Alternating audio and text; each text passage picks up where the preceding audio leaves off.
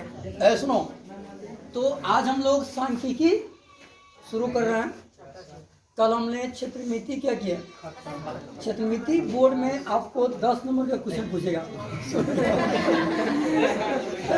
क्षेत्रमिति से आपको बोर्ड में 10 नंबर का क्वेश्चन पूछेगा, जो हमने कल क्या किया।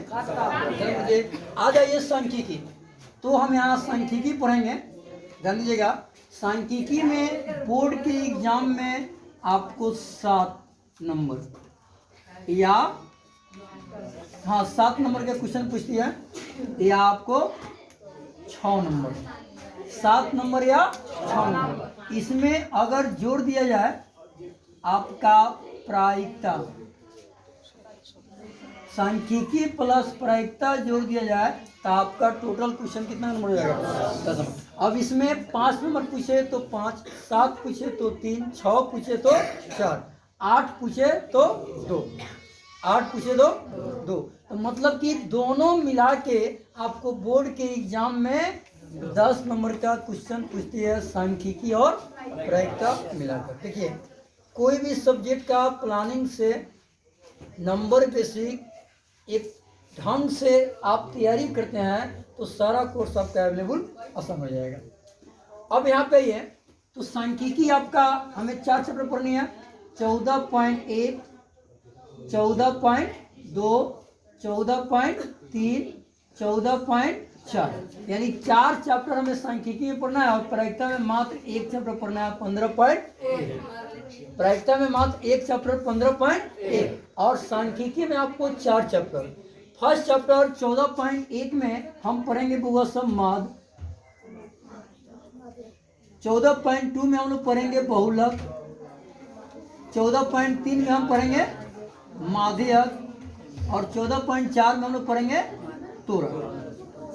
ठीक है, ये 4 चैप्टर आपको सांख्यिकी क्लियर करेगा। देखिए, जैसा हम बता रहे हैं आप लोगों को, और थोड़ी सी आप लोग ध्यान दीजिएगा तो हमको गारंटी के साथ कहते हैं कि 10 नंबर आपसे नहीं छुड़ेगा। ठीक है, यहाँ देखिए, माद, बहुलक, माध्यक और तोरण, इस 4 गो में से 2 गो माद पूछेगा, माध्यक पूछेगा तो बहुलक तोरण छोड़ देगा। अगर बहुलक पूछता है, माध्यक पूछता है तो माद और तोरण छोड़ देगा। अगर माद और माध्यक पूछता है तो बहुलक और तोरण छोड़ेगा। अगर माध्यक और तोरण पूछता है तो माद और बहुलक छोड़ देगा। हाई रेयर केस में कभी कभी पूछती है, बार बार या नहीं पूछती है। इससे आपको 2 नंबर का क्वेश्चन आएगा, 2 नंबरिया भी आएगा और 1 नंबरिया भी आएगा। 1 नंबरिया माद में कैसे आएगा? प्रथम 5 पूर्ण संख्या होगा, माद ज्ञात करें। प्रथम 3 पूर्ण संख्या होगा, माद ज्ञात करें। प्रथम 4 पूर्ण संख्या होगा, माद ज्ञात करें। प्रथम 10 प्राकृतिक संख्या के माद ज्ञात करें। प्रथम 5 विषम संख्या होगा, माद ज्ञात करें। तो इसे आपको ऑब्जेक्टिव में पूछेंगे। शायद आप लोगों को सैटरडे क्लास में पढ़ाई को किया है, अभी नहीं किया, लेकिन अगला सैटरडे शुरू हो जाएगा। बहुलक में आइए, आपकी सैटरडे साहब का बहुलक कल से शुरू हो जाएगा। बहुलक में ये हम समझा रहे हैं, और कल आपका इस पे सैटरडे टेस्ट चलेगा। कल आपको माद, मादिका, बहुलक से कम 10 क्वेश्चन आपको सैटरडे टेस्ट में रहेगा। बहुलक कैसे पूछेगा? प्रेक्षण 2,2,2, 3,3, 4,4, 5,2, 6,7, 3,3,3। तो बहुलक ऑब्जेक्टिव कैसे पूछेगा? माने प्रेक्षणों में जिस प्रेक्षणों की संख्या सबसे अधिक होती है वो आपका बहुलक कहलाता है। अगला कुछ ऑब्जेक्टिव माध्यक कैसे पूछेगा, ध्यान दीजिएगा। माध्यक ऑब्जेक्टिव कैसे पूछेगा? जैसे मान लीजिए 2, 3, 5, 7, 9, 12, 13 एक प्रेक्षण हो गया, इसका माध्यक निकालिए। तो हम सबसे पहले माध्यक निकालने के लिए हम क्या करते हैं, इसको आरोही क्रम में सजाते हैं। कल आपको सैटरडे टेस्ट में गारंटी रहेगा, याद रखिएगा। पहले हम इसे आरोही क्रम में सजाएंगे। आरोही क्रम का मतलब होता है हुआ बढ़ते क्रम। याद रखिएगा, भोजपुरी नियम से हम बता रहे हैं, मैथ के विरोधी नियम से देखो बता रहा किसे। तो उसको हम आरोही क्रम में सजाएंगे। जब देखेंगे प्रेक्षणों की संख्या विषम अंक में है, यानी 7 गो है, 5 गो है, 9 गो है, 11 गो है, तो आधा इधर छाटेंगे, आधा इधर, जो बीच वाला होगा मेरा माध्यक हो जाएगा। लेकिन अगर प्रेक्षणों की संख्या आपका सम में है, जैसे 4 गो हो, 6 गो हो, 8 गो हो, 10 गो हो, 12 हो, तो कौन सी में होगा? सम में। तो सम में होगा तो मान लीजिए 8 गो है तो 3 गो इधर छाटेंगे, 3 गो इधर छाटेंगे, और बीच में 2 गो होगा, वो दोनों को जोड़ के 2 से क्या करेंगे हम? भाग करेंगे। ये आपका माध्यक निकालने का तरीका है जो आपको ऑब्जेक्टिव में पूछेगा। याद रखिएगा। कौन सी पूछेगा बुआ? ऑब्जेक्टिव में पूछेगा, ठीक है। और कब निकालेंगे? जब उसे आरोही क्रम में सिखाएंगे तब। पहले हम आरोही क्रम का मतलब होता है बढ़ते हुए क्रम में। तो आप माध्य का तरीका सीख लिए कि ऑब्जेक्टिव कैसे आएगा। हो सकता है 0,3,5 का आप क्या निकालिए, माध्य निकालिए। तो माध्य का सूत्र हमने यहाँ लिखे हैं, माध्य समांतर माध्य सभी प्रेक्षणों का योग बटा कुल प्रेक्षणों की संख्या। तो आप यहाँ पे सब कुछ जोड़ के आप 3 से क्या कीजिएगा, भाग करिएगा, इस तरह मान लीजिएगा। बहुलक का तरीका सिखाई दिए, माध्य का तरीका सिखाई दिए, ऑब्जेक्टिव की ओर पूछेंगे। अब हम आते हैं सांख्यिकी क्या है, याद रखिएगा। जब हम सांख्यिकी शुरू करें तो पहले सांख्यिकी के बारे में समझ लीजिए। तो सांख्यिकी विज्ञान की वह शाखा है जिसमें आंकड़ों का एकत्रीकरण, इकट्ठा करते हैं, प्रस्तुति करते हैं, ठीक है, और वर्गीकरण, उसको छांटते हैं। क्या कहते हैं? छांटते हैं, और उसका विश्लेषण करते हैं एवं व्याख्या की जाती है, उसे हम क्या कहते हैं बुआ? सांख्यिकी कहते हैं। तो कोई पूछेगा सांख्यिकी विज्ञान की वह शाखा है जिसमें आंकड़ों का मतलब 2, 4, 5, 6, अब 2 में क्या बोला क्या है, 3 में, या उम्र आपको निकालना है। एग्जाम्पल है 2 साल, 4 साल, 5 साल, 7 साल, 12 साल, 9 साल का आपका बच्चा है। तब क्या को बच्चा है 2 साल में, आप एडिट कर देंगे, वर्ग चिन्ह ले देंगे, मिलान चिन्ह दे देंगे। तो उसको हम सांख्यिकी विज्ञान की वह शाखा है जिसमें आंकड़ों का क्या करते हैं, एकत्रीकरण, इकट्ठा करना, प्रस्तुतिकरण, वर्गीकरण, विश्लेषण एवं व्याख्या की जाती है, उसे हम क्या कहते हैं? अवर्गीकृत, जिसको हम वर्गीकृत नहीं कर सकते हैं। मैंने सांख्यिकी विज्ञान कहीं एक भाषा है, गणित में इसको डाल दिया गया है, इतना याद रखिएगा। आप समझ लीजिए, अवर्गीकृत, जिसको हम वर्गीकृत नहीं कर सकते हैं, नहीं कर सकते हैं, आंकड़े का माध्य, माध्यक और बहुलक जो केंद्रीय प्रवृत्ति की माप कहलाते हैं, ये आपका ऑब्जेक्टिव में क्वेश्चन आएगा। इनमें से कौन केंद्रीय प्रकृति की माप है? ऑप्शन ए में माध्य, बी में माध्यक, सी में बहुलक, और डी में क्या हो जाएगा? इनमें से सभी। कोई दिक्कत? मुंह बंद कर बैठता है।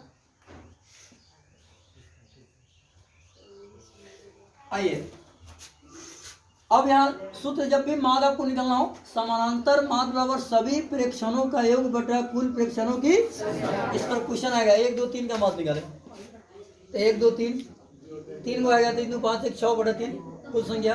प्रथम 5 पूर्ण संख्याओं का माध्य ज्ञात कीजिए। प्रथम 5 प्राकृतिक संख्याओं का माध्य जो आपको 1 नंबरिया में गारंटी है। समझ में आ रहा ना? आगे आइए, माध्य निकालने की 3 विधियां होती है। देखिए, माध्य निकालने की 3 विधियां होती है, और तीनों विधि से माध्य एक के आंसर आएगा। अब आपको जो आसान लगे हम वैसे तीनों विधि बताएंगे, ठीक है। इस माने तीनों विधियों को हम व्याख्या करेंगे। तो पहला विधि तो आप प्रत्यक्ष विधि, माध्य बराबर सिग्मा एफ आई एक्स आई बटा सिग्मा एफ आई, जहाँ एक्स आई को हम क्या कहते हैं और एफ आई को हम क्या कहते हैं। ये आपका दो गो चीज दिया रहेगा, एफ और वर्ग अंतराल दिया रहेगा।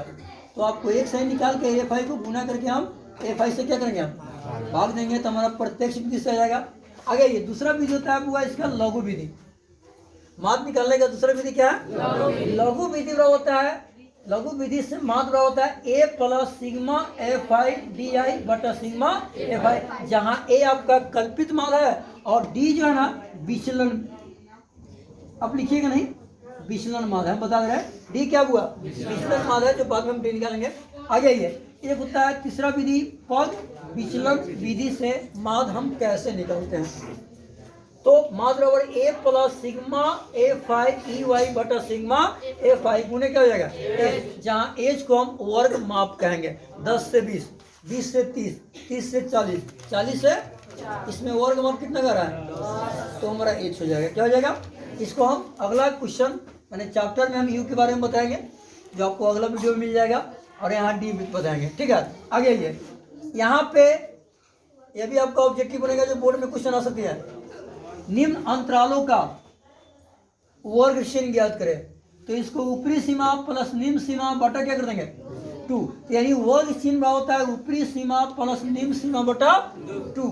और प्रेक्षणों का परिसर, जब परिसर हमें निकालना होगा 2, 8, 3, 4, 6, 12, इसका परिसर कहेगा निकालने के लिए ऑब्जेक्टिव में क्वेश्चन बोर्ड के एग्जाम में पूछ सकती है, इसलिए उसको भी हम नहीं छोड़े हैं ताकि आपको उससे भी क्या हो।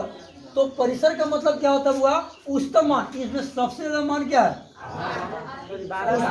सॉरी 12 है, सबसे ज्यादा मान क्या हुआ 12 है, और सबसे न्यूनतम मान क्या है 2 है। तो इसका इस आंकड़ों का अगर इस प्रेक्षणों का हमें परिसर निकालना होगा तब परिसर बराबर होता है उच्चतम मान घटाओ न्यूनतम मान। तो आप निकाल सकते हैं, ये आपका स्टार मार्क है, इसको याद करिएगा।